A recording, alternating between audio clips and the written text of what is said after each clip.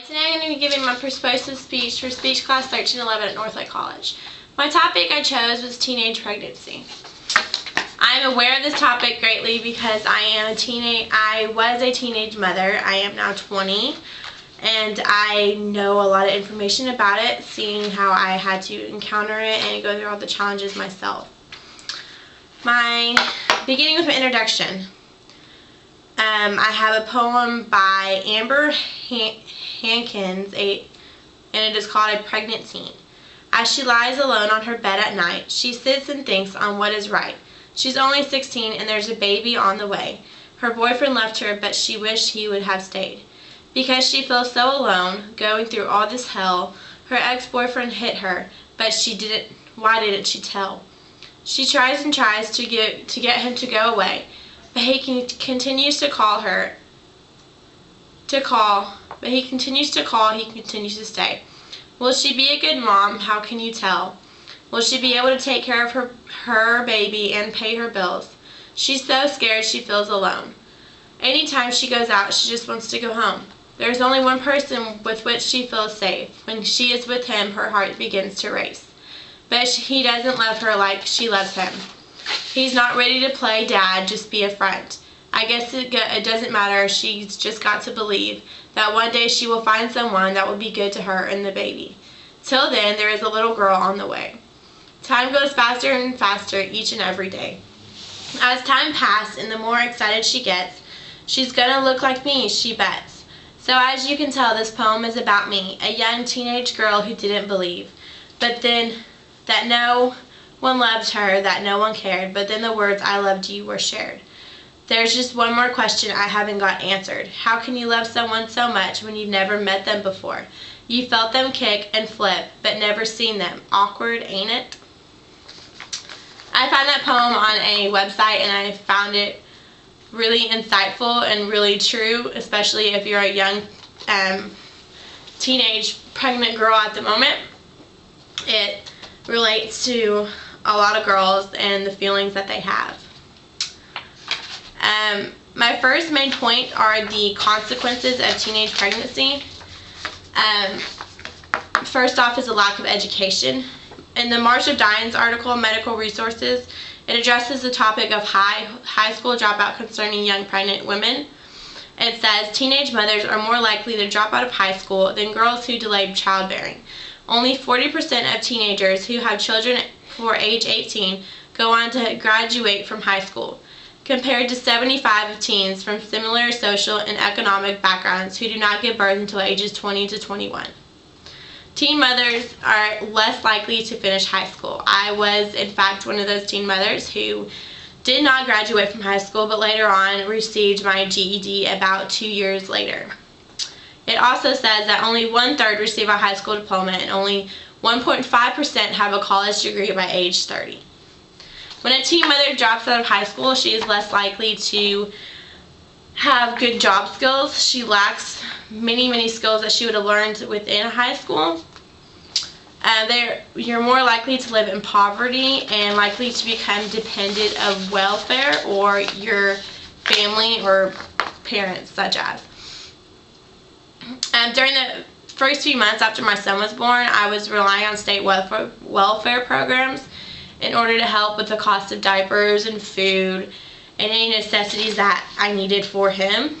It was a huge help, but having to receive the benefits made me feel less of a person. That it was a huge disappointment to me. It gave me the confidence to continue my education to reach a better life for me and my son. My second main point is included within the article called Teen Pregnancy, Medical Risk and Realities. It states the health risks to babies of teenage mothers and the mothers themselves. First main point is the lack of prenatal care for both mothers and babies. The author states that prenatal care is critical, especially in the first months of pregnancy. Prenatal care screens for medical problems in both the mother and the baby. It monitors the growth of the baby, and it deals quickly with any complications that arise. In order for mothers to receive adequate supply for themselves and a baby, they need to be on prenatal vitamins, especially if they know they are getting pregnant. If it is unknown, then you should be put on prenatal vitamins as soon as possible and get a checkup immediately. You don't want any birth defects or anything that could be wrong with the baby that could affect yourself as well. My second point is a high blood pressure during pregnancy for young mothers. According to the article, pregnant teens have a higher risk of getting high blood pressure called pregnancy-induced hypertension than pregnancy women in their 20s or 30s. They also have a higher risk of preeclampsia. This is a dangerous medical condition that combines high blood pressure with excess protein in the urine, swelling of the mother's hands and face, and organ damage. High blood pressure is a serious condition for young women, especially who are pregnant. When you do become pregnant, you do need to get a checkup immediately and make sure your high blood pressure is constantly looked over. It could disrupt the unborn baby's growth or could further lead to damage to yourself or the pregnancy and could lead to a premature birth. There are medications to help with these symptoms, so if they are available for you, then I would definitely consider using them. 8 non-governmental organizations are supported to assist states to develop and implement strategies to prevent pregnancy among teenagers. Which leads to my third point. Pregnancy is 100% preventable, and there are many different ways to prevent an unwanted pregnancy from occurring. Various methods to prevent pregnancy include birth control and condoms. I know, condoms, most people don't want to use them, but let's just say they will help and they will prevent a pregnancy if used correctly. There are many different types of contraceptive methods, and the article How to Avoid Pregnancy If You Don't Want to Get Pregnant. It states that no birth control method comes with a 100% no pregnancy guarantee. Every method is subject to failure, especially when they are not used properly. If you're not using it properly, of course it's not going to work. But if you use it properly, most likely you're not going to have a baby popping out anytime soon. One type of effective method to reduce the chance of pregnancy is the use of a condom. According to the How Well Do Condoms Prevent Pregnancy article, when condoms are used, they are used exactly as instructed and used every time during intercourse. The male condom is around 97% effective at preventing pregnancy. I know it's not 100% preventive effective, but 97% is pretty good odds. So if you have that much percent to help increase your chances of not having a baby, I would definitely use them. Even if you don't like to use them, it does not matter. You don't want a baby popping out anytime soon. This is of course not 100%, but it's close enough, and you must use the condom correctly and every single time.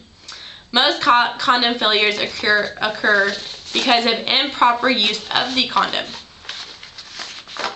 which most men do have problems with condoms. So, ladies, get your men to know how to use it and make sure you use it every single time. Another preventive way is abstinence. Abstinence prevents pregnancy 100%, guaranteed when practiced consistently, because you are not having any type of sexual intercourse. Abstinence simply means not having sex. It means refraining from sexual intercourse. For most people, abstinence is the absence of sexual contact altogether. Abstinence is the most effective form of birth control. This option many young women take nowadays, but it is not for everyone, of course. Since teenagers are keen to finding out about their sexuality, they want to explore. But even when the desire and passion to find out more, it must be said that no sex equals no pregnancy. Everyone will know at least one person whom will become pregnant while being a teenager, and the first thoughts aren't always the best, trust me, I know. But knowing the challenges they face ahead is always a plus. Today I have discussed the consequences of teenage pregnancy, the health risks to babies of teen mothers and the mothers themselves, how to prevent pregnancy from happening. And in order for us to put into effect the things I have talked about today, I would have to say, as a young mother and having to struggle for the past almost 2 years now, I would like to go to middle schools and high schools to speak to young girls at the outcomes of having sexual intercourse at a young age, because I did start off as a young age, and I know many girls do nowadays. Second off, you should read the article, Teen Pregnancy Stats, Facts, and Preventions from the Family First Aid website. It gives a lot of information, which I have given already today, but it goes into detail about other stuff. Also, to practice safe and protective sexual intercourse. Better yet, maintain any abstinence lifestyle and you will never have to worry about an unwanted pregnancy. Make sure you do your research and your knowledge and be knowledgeable of the options if someone were to become pregnant. There are many types of options as of adoption, keeping it for yourself, abortion, which everything is considered your choice. Once you become a mother, it is your choice whether you want to take care of that child or find a better life for that child. But there are thousands of unplanned pregnancies each and every year within young teenagers. But that just means thousands of blessings brought upon our lives each and every day. Becoming a young mother, it was a very difficult challenge to accomplish, and it takes much time and much patience. We must all know the correct information in order to prevent pregnancy and even what to do after a pregnancy has already happened. Becoming informed is the best possible decision one can make in their life. Thank you, and I hope you enjoyed my persuasive speech on teenage pregnancy for speech class 1311 at Northlake College.